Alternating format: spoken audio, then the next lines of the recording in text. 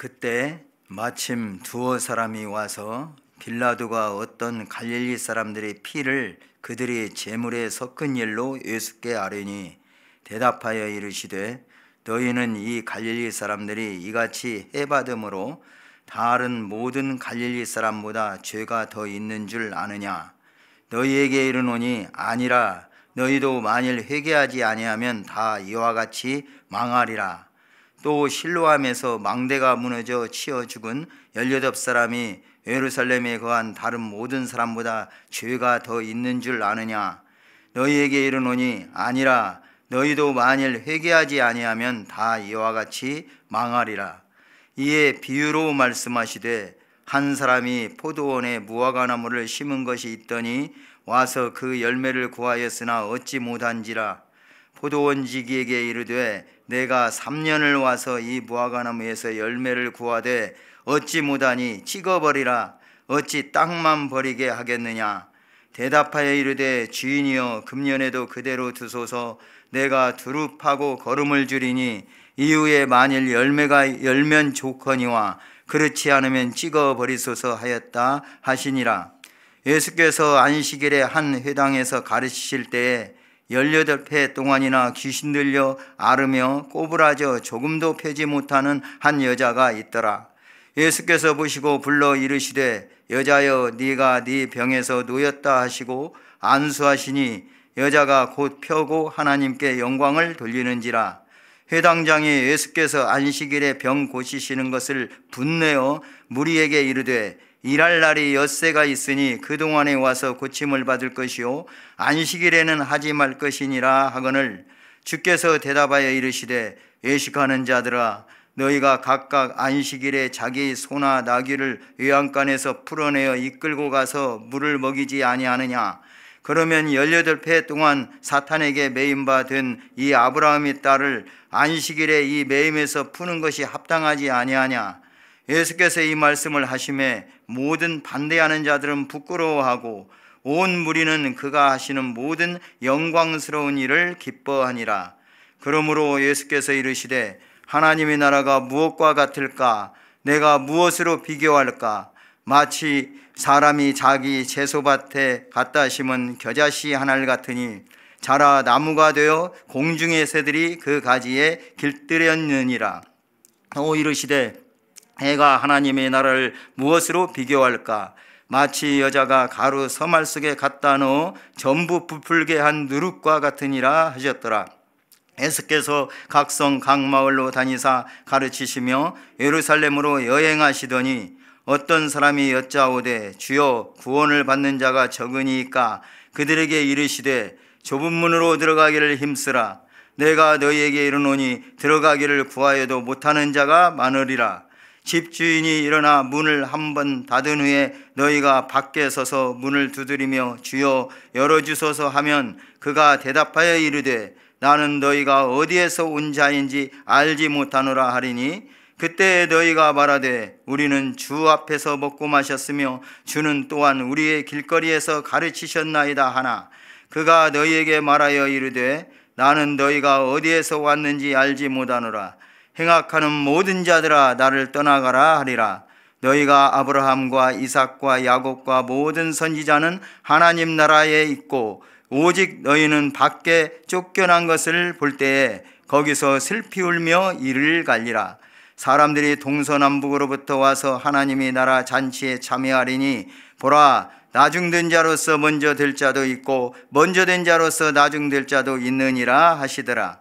곧 그때에 어떤 바리새인들이 나와서 이르되 나가서 여기를 떠나소서. 헤롯이 당신을 죽이고자 하나이다. 이르시되 너희는 가서 저 여우에게 이르되 오늘과 내일은 내가 귀신을 쫓아내며 병을 고치다가 제3일에는 완전하여지리라 하라. 그러나 오늘과 내일과 모레는 내가 갈 길을 가야 하리니 선지자가 예루살렘 밖에서는 죽는 법이 없느니라. 예루살렘아 예루살렘아 선지자들을 죽이고 네게 파송된 자들을 돌로 치는 자여 암탉이 제 새끼를 날개 아래에 모음같이 내가 너희의 자녀를 모으려 한 일이 몇 번이냐. 그러나 너희가 원하지 아니하였도다. 보라, 너희 집이 황폐하여 버린 바 되리라. 내가 너희에게 이르노니 너희가 주의 이름으로 오시는 이를 찬송하리로다 할 때까지는 나를 보지 못하리라 하시니라. 아멘. 오늘 누가복음 13장은 5개의 단락으로 나누어서 생각해 보게 됩니다. 이 5개의 내용을 보면은 서로 상관이 없는 듯 하지만 나름대로 그 구조적인 것에 볼 때는 하나의 짜임새 있는 그런 구조를 보여주고 있습니다. 이 단락들의 내용이 예수님께 적대시하는 자들, 그러한 자들, 특히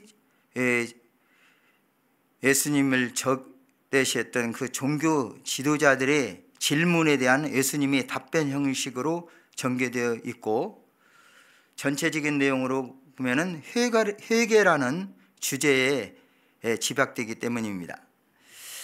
구체적으로 이 단락을 나눠본다면은 1절에서 9절은 갈릴리인 피살 사건의 책임을 묻는 유대인들의 질문과 이에 대해서 무화과나무의 비유를 통해서 회개를 촉구하신 예수님의 답변 내용이고, 두 번째 단락은 10절에서 17절에 이 누가복음에 기록된 안식일 논쟁 중에서 두 번째 해당되는 내용이고, 세 번째 부분 18절에서 21절은 겨자씨 비유와 누룩 비유의 하나님 나라의 비유입니다. 또 네 번째 단락은 22절에서 30절인데 이것은 구원에 대해서 질문해 오는 어떤 사람들에 대해서 대답하신 예수님의 답변으로서 구원에 이르는 길을 가르쳐주고 있습니다. 그리고 마지막으로 31절에서 35절은 회개하지 않는 예루살렘의 비극적 운명을 보시고 슬프게 한탄하시는 예수님의 애가가 기록되어 있습니다. 먼저 회개로 촉구하시는 예수님의 말씀 1절에서 9절 말씀을 살펴봅니다. 1절에서 9절은 유대교 지도자들을 위시한 유대인들에게 회개를 촉구하신 예수님의 말씀인데, 이 배경은 여러 명의 갈릴리인들이 성전에서 빌라도에 의해서 살해당한 사건이 역사적으로 있었습니다. 이에 대해서 예수님께 질문한 그 사람들에게 대답하신 예수님의 내용인데, 그 당시에 갈릴리 사람들이 로마 당국에 의해서 이 성전에서 피살된 사건인데, 그 피살된 사건을 책임 소재에 대해서 질문을 하는 것입니다. 곧 이 당시에 빌라도에 의해서 보내진 군사들이 아마 그 추정하건대 반역죄명으로 처형당하는 그런 사람들이 무리를 모아서 이제 이 성전에서 제물을 드리는 그런 가운데서 이들에게 이 군사들이 들어닥쳐서 이들을 학살한 사건을 지금 말하고 있는 것 같습니다. 그런데 이러한 사람들이 해를 받는, 곧 죽게 된 그런 사실을 이제 예수님께 질문하면서 이들이 죽게 된 것에 대한 죄에 대해서 묻는 것입니다. 여기서 이들이 질문하기를 갈릴리 사람들이, 어떤 갈릴리 사람들의 피를 그들의 제물에 섞은 일로 예수님께 아뢰었다, 1절에 이렇게 말씀하고 있고, 이 말씀은 결국 그 갈릴리 사람들이 성전에서 죽어간 이 일들이 어떤 면에서는 정치적인 그러한 성격을 띠고 있는데, 이 책임이 빌라도에 있느냐, 아니면은 특별히 이런 갈릴리 사람들이 어떠한 죄를 지음으로 말미암아 그 죄에 대한 대가로 이 일을 당하게 되었느냐 하는 질문입니다. 그 당시에 유대 사람들의 고정관념은 재난이나 불행한 사건이 죄의 결과라는 그런 종교적인 편견을 가지고 있었습니다. 그런데 이에 대해서 예수님의 답변은 이렇게 말씀합니다. 2절 3절입니다. 2절 3절 다시 한번 같이 읽어보겠습니다. 대답하여 이르시되 너희는 이 갈릴리 사람들이 이같이 해받음으로 다른 모든 갈릴리 사람보다 죄가 더 있는 줄 아느냐? 너희에게 이르노니 아니라 너희도 만일 회개하지 아니하면 다 이와 같이 망하리라. 예수님의 답변은 한마디로 말하면 아니라는 것이죠. 여기서 아니라고 말하면서 너희도 만일 회개하지 아니하면 다 이와 같이 망하리라 했습니다. 그 당시에 가지고 있던 불행이나 어떤 재난을 당하는 이러한 사람들의 어떤 일들은 그 사람의 죄의 원인이 있다고 말하는 이 유대인들의 관점에 대해서 예수님은 부정하고 있습니다. 본문은 빌라도에게 죽임을 당한 사람이나 그 죽음을 보면서 이들은 상대적으로 자기들은 그러한 죄를 짓지 아니했다고 생각했을 것입니다. 그래서 그 죄 없음을 확인하려는 사람들이나 그때의 빌라도에 의해서 처형을 당하고 죽어간 사람들이나 모두 동일한 죄인이라는 사실을 그들은 착각하고 있었습니다. 이런 것을 예수님께서는 지적하고 있습니다.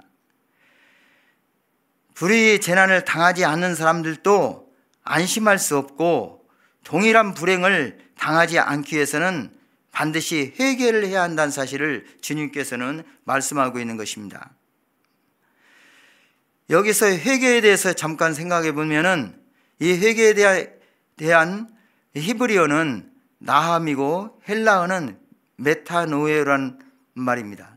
이것은 모두 어떠한 뜻을 가지고 있는 거니 문자적으로 지나간 일을 돌이켜보다, 마음을 바꾸다, 잘못을 빌다, 하나님께로 향하다라는 그러한 의미를 가지고 있습니다. 다시 말해서 회개의 1차적 요건은 지난 날을 돌이켜보고 자신의 잘못을 깨닫고 그 심령의 변화를 일으켜서 하나님께 용서를 비는 것임을 말씀하고 있습니다. 이런 의미에서 오늘 본문에 예수님께 질문하고 있는 그 유대인들에 대해서 시급히 요청되는 것은 회개는 이웃이 당하는 불행을 보고 위로해주고 함께 아픔을 나누지는 못할 망정 도리어 정죄하는 신앙의 태도를 버리는 것이고 더 나아가서 자기들도 하나님 앞에서 동일한 죄인임을 깨닫는 것이라고 할 수가 있습니다. 이렇게 닥치는 불행에 대한 예수님의 가르침, 그리고 더 나아가서 회개해야 할 것을 이제 말씀하면서 예수님께서는 또 한 가지 예를 들어서 이제 이들이 회개하지 아니하면 이와 같이 망한다는 사실을 강조하고 있습니다. 4절 5절에 보시면은 또 실로암에서 망대가 무너져 치어 죽은 18사람이 예루살렘에 거한 다른 모든 사람보다 죄가 더 있는 줄 아느냐. 5절에 너희에게 이르노니 아니라 너희도 만일 회개하지 아니하면 다 이와 같이 망하리라. 3절과 5절의 말씀이 그대로 중복되고 있습니다. 예수님께서 앞에서 말씀하신 것을 재차 강조하기 위해서 재난과 이 죄에 대한 관계에 대한 또 하나의 예를 실로암 망대에서 이 망대가 무너져서 이제 사고를 당하여 죽은 사람들을 지금 예로 들고 있습니다. 이 사건은 빌라도가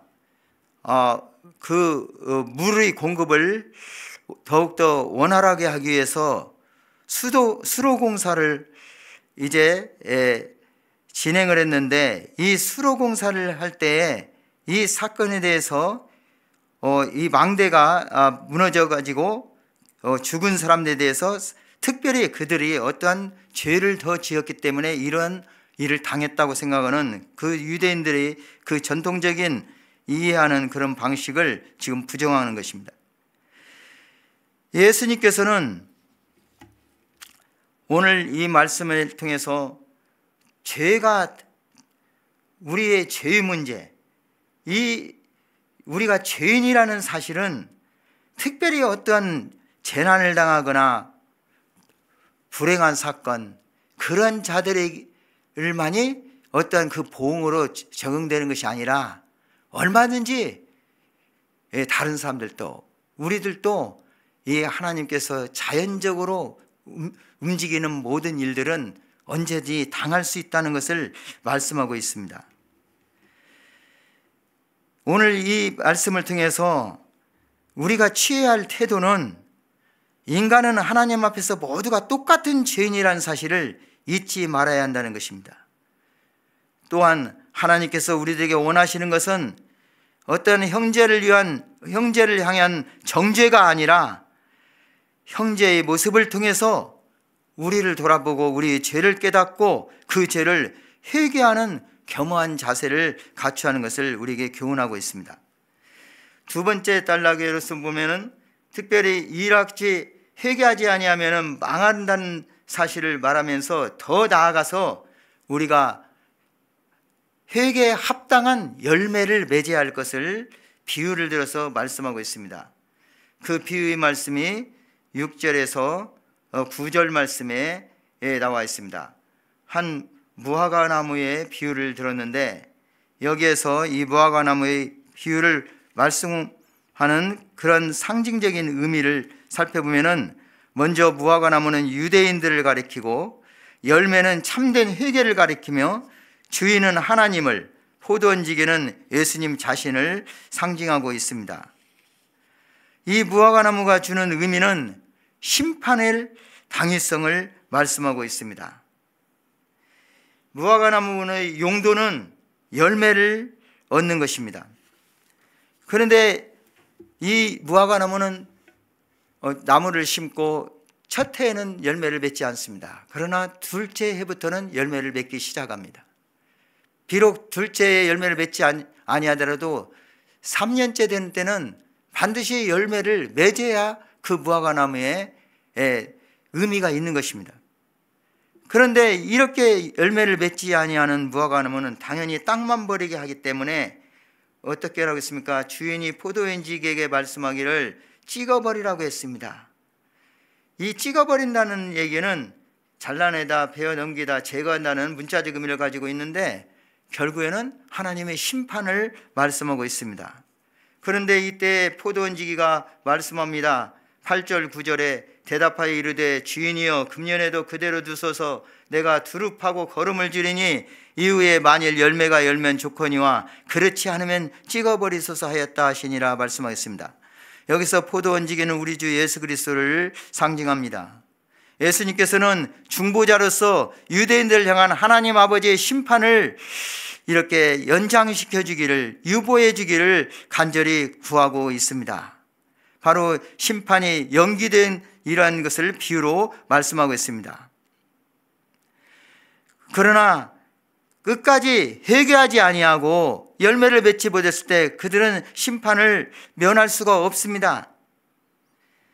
포도원지기가 그대로 금년에 그대로 두라고 했습니다. 그리고 두릅하고 거름을 준다고 했습니다. 그러나 끝까지 열매를 맺지 못하면 찍어버리소서 말씀합니다. 이것은 바로 유대인들이 회개하지 아니함으로 말미암아 결국 멸망당할 것을 예표하는 것이고, 궁극적으로는 이러한 비유가 유대인들뿐만 아니라 오늘 이 시대에 우리에게도 모든 사람에게 적용되는 의미로 볼 때 최후 심판을 가리키고 있습니다. 회개의 기회가 주어졌을 때에 그 회개의 기회를 놓치고 결국 회개하지 아니할 때, 역사적으로는 주 70년에 로마의 티투스 장군이 들어와서 이제 예루살렘 성전을 무너뜨리는 사건이 결국에 일어나게 되었고, 또 오늘 이 시대에도 우리가 회개하고 회개에 대한 합당한 열매를 맺는, 성령의 열매를 맺는 삶을 살지 못한다면 진정한 회개를 하지 아니한 것이고, 회개하지 않으면 결국에는 망한다는 사실, 결국에는 하나님의 심판을 면치 못한다는 사실을 분명히 오늘 말씀을 통해서 경고하고 있습니다. 이제 두 번째 큰 단락으로 들어가서 이제 안식일 논쟁 10절에서 17절입니다. 누가복음에는 안식일 논쟁이 3번 나오고 있습니다. 그 번에서 오늘은 두 번째 논쟁인데, 여기에서는 한 귀신 들려서 병들어 있는 여자를 회당에서 우리 예수님께서 고치신 사건을 통해서 이제 교훈하고 있습니다. 회당장이 일할 날이 엿새가 있는데 그동안에 와서 고침을 받을 것이고 안식일은 하지 말라고 하면서 분을 내게 됩니다. 그때 예수님께서 외식하는 자들이라고 그들을 책망하면서 이제 그들이 기르는 가축, 소와 나귀 등을 예를 들어서 말합니다. 안식이라 할지라도 그 소와 나귀를 풀고 나가서 물을 먹이는데 18대 동안이나 사탄에게 매임받은 이 아브라함의 딸을 안식일에 이 매임에서 푸는 것이 합당하지 아니하냐고 주님께서 말씀하셨습니다. 이 말씀은 짐승과 아브라함의 딸 물 먹이는 것과 병 고치는 것, 몇 시간 동안에 매임에 있는 그 짐승과 18배 동안이나 사탄에게 매임을 당한 이 사실, 마구에서 푸는 것과 사탄의 매임에서 푸는 것, 이런 대조적인 말씀으로 주님께서는 말씀하시므로 이 여인을 치유하는 것은 더 이상 지연될 수 없다는 사실을 분명히 말씀하고 있습니다. 또한 여기서 아브라함의 딸이라는 것은 아브라함이 자손이란 말과 동일한 말로써 본절에 나오는 여인이 하나님께 택한 백성인 만큼 그 여자가 예수님께 병고침을 받는 것은 지극히 당연한 것을 말씀하고 있습니다. 합당하지 아니하냐 16절 끝부분에 이렇게 말한 것은 반드시 해야 한다는 뜻을 가진 헬라어 데이라는 미완료 과거형입니다. 그래서 이 여인의 병을 고친 것은 선택사항이 아니라 반드시 해야 할 당위성을 가진 일임을 분명히 예수님께서는 말씀해 주고 있습니다. 18절에서 21절은 겨자씨 비유와 누룩 비유입니다. 예수님이 앞에서 이렇게 안식일에 병 고친 사건을 통해서 반대하는 자들은 부끄러워했고 온 무리는 그가 하시는 모든 일을, 영광스러운 일을 기뻐했다고 했습니다. 이때 주신 교훈이 겨자씨와 누룩 비유를 하고 있습니다. 이것은 바로 하나님 나라의 확장에 대한 비유입니다. 오늘 이 시대로 교회의 성장에 대한 비유라고도 생각할 수 있습니다. 겨자씨 비유는 하나님 나라의 외적인 것, 그리고 양적인 것을 말씀합니다. 누룩 비유는 하나님 나라의 내면적 성장을 강조하고 있고 오늘날의 교회의 질적인 모습을 이제 보여주고 있는 말씀입니다. 이렇게 겨자씨 비유와 누룩 비유는 교회의 외적 성장, 내적 성장이라는 측면을 가리키며 이러한 양적인 면과 질적인 면에서 동시에 이루어지는 이러한 교회가 균형 있게 자라는 참으로 바람직한 교회, 건강한 교회라고 우리가 이 말씀을 통해서 생각해 볼 수가 있습니다. 22절에서 30절은 구원에 이르는 길에 대한 예수님의 교훈입니다. 어떤 사람이 주여 구원을 받는 자가 적으니까 23절에 이렇게 물었습니다. 그때 예수님의 답변은 좁은 문으로 들어가는 말씀을 하고 있습니다. 24절 한번 읽겠습니다. 24절입니다. 좁은 문으로 들어가기를 힘쓰라. 내가 너희에게 이르노니 들어가기를 구하여도 못하는 자가 많으리라. 그리고 그 다음에 집주인이 문을 닫은 후에 문 열어달라고 하는 자들에게 그들을 알지 못한다고 말하는 그런 내용으로서 이제 더욱더 우리가 구원을 받는 그 구원의 말씀이 전해지는, 좁은 문으로 들어가기를 힘써도 들어가지 못하는 자가 많다고 했는데 이러한 가운데서 구원의 기회를 잃어버린 자들에 대한 것을 말하면서 또한 이 구원의 기회가 이제 한시적으로 주어졌다는 사실을 이제 여기서 말씀하겠습니다. 그러나 사람들이 모든 곳으로부터 와서, 모든 나라 사람들이 와서 하나님 나라에 참여할 때가 오는데 30절에 보면은 보라, 나중된 자로서 먼저 될 자도 있고 먼저 된 자로서 나중될 자도 있느니라, 이 말씀을 주고 계십니다. 바로 구원에 대한 질문을, 구원을 받는 자가 적으니까 이렇게 물었을 때에 좁은 문의 비유를 들음으로써 그 말씀에 대한 답변을, 결론을 주시고 있습니다. 그리고 또한 나중됨과 먼저됨의 처음 순서가 뒤바꿀 수 있다는 말씀을 통해서 먼저 선택받은 선민으로서의 유대인들은 교만과 불신으로 인해 구원받지 못했고, 멸시를 받던 이방인들이 복음으로 말미암아 구원을 받는다는 의미로 이렇게 보는 견해를 우리가 취할 때에 우리는 하나님이 은혜로 말미암아 참으로 구원받는 사실을 다시 한번 여기서 우리가 생각하게 됩니다. 그리고 이제 마지막으로 31절에서부터 35절 말씀, 이 말씀은 우리의 예수님께서 헤롯이 예수님을 죽이려 한다는 소식을 바리새인들로부터 전해 들었을 때에 자신이 예루살렘에서 죽게 될 것을 말씀하시며 예루살렘을 위해서 애통하는 장면이 기록되어 있습니다. 여기서 우리는 다시 한번 예수님께서 예루살렘으로 올라가실 준비가 되어 있다는 사실을 확인할 수 있고, 예수님의 예루살렘 여행이 반드시 해야만 된다는 그런 의미를 갖는 사실을 깨닫게 됩니다. 이러한 시점에서 예수님께서 죽음을 이제 앞에 두고 그 자기를 대적하고 죽이려 하는 자들을, 그런 예루살렘을 위해서 애통하신 것은 비록 자신을 거역한 자들일지라도 그들에게 화가 있을 것을 생각하며 끝까지 안타까워하시는 그 심정을 그대로 드러내고 있는 것을 우리는 살펴보게 됩니다. 여기서 죄인에 대한 우리 예수님의 사랑을 우리는 발견하게 됩니다. 예수님께서는 예루살렘 성의 사악함을 다 꿰뚫어 보고 계셨습니다.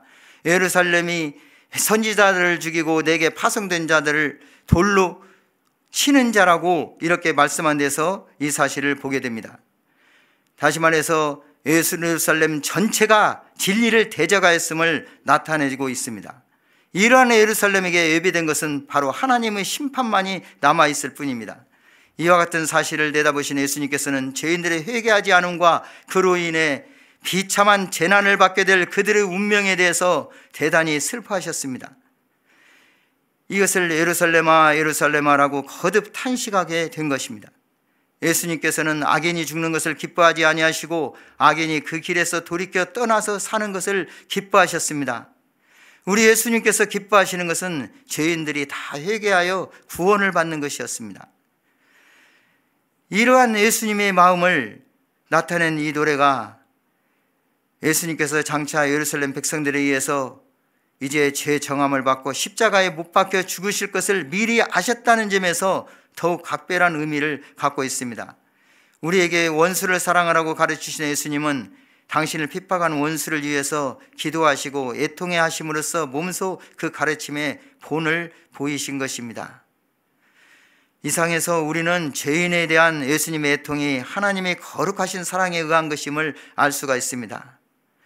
이 예수님의 사랑은 헌신적이고 희생적인 아가페의 사랑입니다. 이들의 영혼이 구원받지 못함으로 이를 애통해야 하는 것은 진정 인간을 전인격적으로 사랑함을 의미하고 있습니다. 바다보다도 깊고 하늘보다도 높은 사랑, 무조건적이며 자기 희생적인 사랑, 영원토록 변치 않는 그 크신 사랑, 이러한 사랑을 우리는 받고 희망을 얻고 용기를 얻으며 하늘의 소망을 두고 살아가고 있는 것입니다. 우리 주님께서 몸소 실천하신 이 사랑은 또한 우리에게도 부과되어 있음을 우리는 잊지 않아야 됩니다. 주님의 사랑으로 말미암아 죄의 길에서 구원의 길로 옮김을 받은 우리들은 다른 사람들의 죄에 대해서 진정으로 슬퍼하고 그 영혼이 회개하고 돌아올 수 있는 그러한 기도하는 마음 자세를 항상 가져야 할 것입니다. 그리고 이러한 회개한 합당한 열매를 맺음으로 하나님 앞에 영광을 돌리는 저와 여러분의 삶이 되어지기를 주님의 이름으로 축복합니다. 자비하신 하나님 아버지, 오늘 말씀을 통해서 회개에 대하여, 그리고 또 우리가 닥치고 있는 어떤 불행이나 죄의 그 원인에 대해서, 그리고 또 구원에 이르는 길에 대해서 회개하지 아니하고 결국 멸망을 당할 수밖에 없는 그런 자들을 향해서 애통하신 주님의 말씀을 통해서 참으로 우리 하나님의 그 크신 사랑과 우리 주 예수 그리스도의 참으로 놀라우신 그 은혜를 저희들이 다시 한번 이 아침에 상고하게 됩니다.